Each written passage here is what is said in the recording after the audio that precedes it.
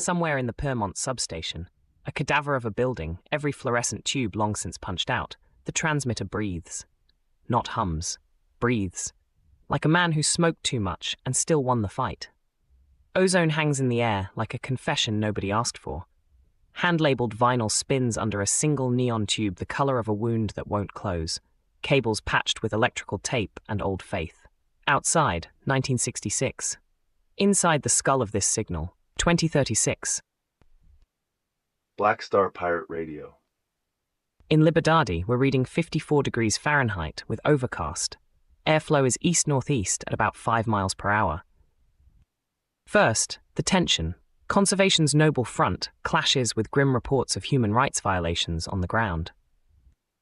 Prince Harry's departure from African parks exposes a critical rift. The brand credibility of global figures versus the documented torture and rape of indigenous Baka and Bageli people in Congo Basin protected areas.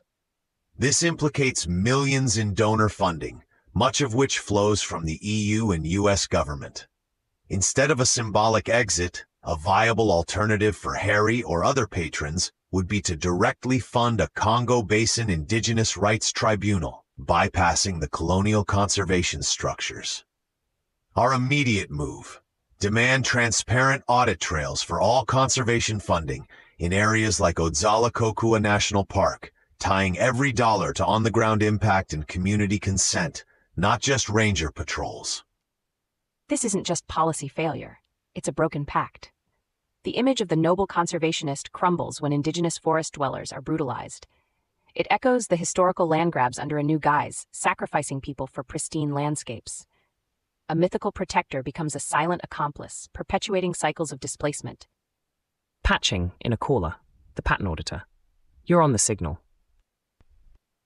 So, who actually pays the price when a charity's mission statement differs so wildly from its actions on the ground? And who truly benefits from these conservation efforts in the long run? Coffee's cold. Doesn't matter. The signal is warm and the board is reading clean. That cost caller often lands on those least able to bear it, while the powerful maintain their structural advantages. This pattern extends beyond conservation to the very architecture of corporate power and its internal biases. Let's shift focus to a different kind of systemic failing: corporate accountability. Next, the tension. A global consulting giant settles discrimination claims without admitting fault, leaving systemic issues largely unaddressed. Debrief like designers. Log the friction, script a small rule bend, and try it live. From that dossier to this one, Deloitte to pay US administration $21.5 million to settle. Deloitte's $21.5 million settlement with the Department of Labor exposes how deep-seated pay disparities for women and minorities persist across its U.S. operations, from New York to San Francisco, impacting potentially thousands of professionals between 2017 and 2020. This sum, while significant, is a fraction of their annual revenue, indicating a cost of doing business rather than a fundamental shift. Instead of a negotiated settlement, the OFCCP could have pursued more aggressive litigation, seeking not only back pay but also mandated internal structural reforms and public transparency of salary bands for all federal contractors. Our move: advocate for a federal equity-first contracting standard, where any firm seeking government contracts must submit annual, independently audited reports detailing pay equity by race and gender, with a focus on active remediation plans, not just a one-time fine.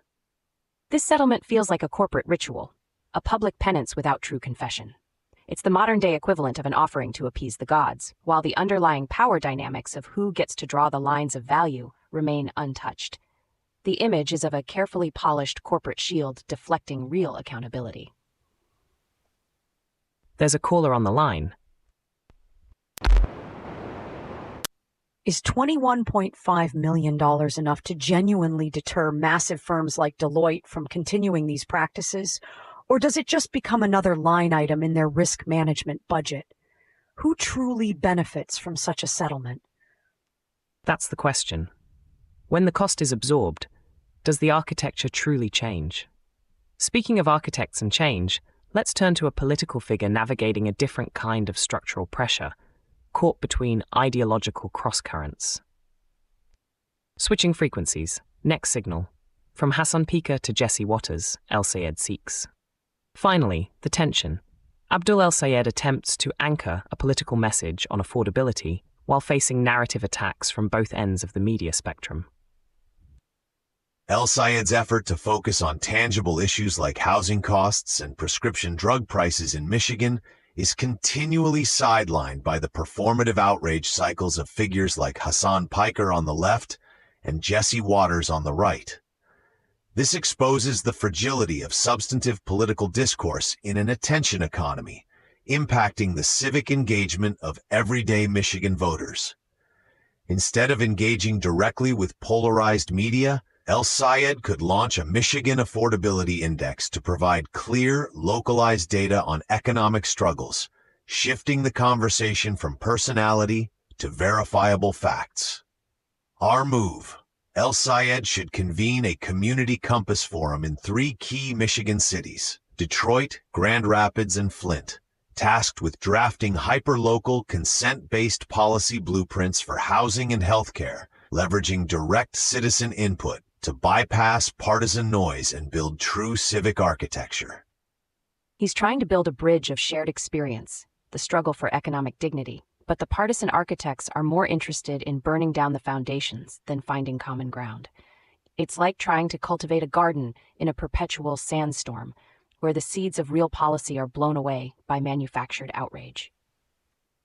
Patching in a caller. Go ahead. When politicians get caught in these media crossfires, who loses out on real solutions? Does this constant spectacle just distract from the actual needs of working families in places like Michigan? The cost, caller, is always borne by the people whose daily struggles become footnotes in a larger fabricated drama. And that's why we, at TogeeVision, are committed to exposing the raw signal, not the polished performance. Black Star Pirate Radio. Continue the signal at TogeeVision.com. Tune in, Sparks and Stories, Gig Passport.